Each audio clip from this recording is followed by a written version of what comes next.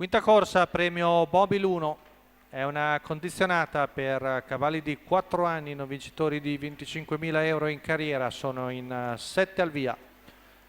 Con l'1 Zuvetier CCSM, Nicola Salacone, 2 Zeus Mark, Marcello Di Nicola, 3 0 in condotto P, Roberto Andreghetti, 4 Zuccaern, Gennaro Pacileo, 5 Zara, Giuseppe Tuttino, 6 Zaidan Best, Vincenzo Piscoglio. In seconda fila col 7 01 MMG, Andrea Vitagliano.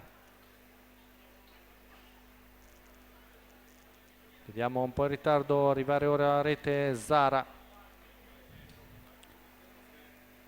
Parte piano Zuvetier CCSM, veloce, 0 in condotto P.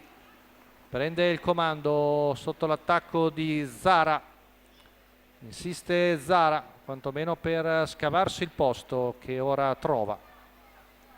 Numero 2 Zeus Mark squalificato. Giuseppe Tutino, nonostante il posto alla corda, viene fuori un 13,9 per i primi 200 metri e alla fine si getta di galoppo.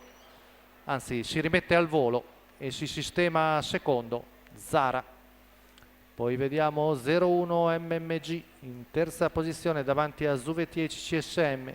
Tanto 28,6 i primi 400 metri, con in vantaggio il figlio di Letouquet con Roberto Andreghetti, seguito da Zara 01 MMG, poi Zuvetier CCSM, Zaidan Best. 600 in 44,2, ora un po' rallentato il ritmo Roberto Andreghetti, con 0 in condotto P, sempre Zara seconda davanti a 01 MMG. Zuvetier, poi il numero 6 di Zaidan Best. 15-1 qui davanti alle tribune. Il primo giro viene fuori in 59-3 con 0 in condotto P che cerca di riprendere fiato dopo i primi 400 metri molto veloci. Ne può approfittare del fatto che sono tutti in fila indiana. Qua 1.14,9 il primo chilometro, con Zara sempre seconda davanti a 01 MMG che accenna a spostare al largo, poi Zuvetier CCSM. Siamo a 450 metri dalla conclusione, con in vantaggio sempre l'allievo di Roberto Andreghetti con 01 MMG che cerca di avanzare.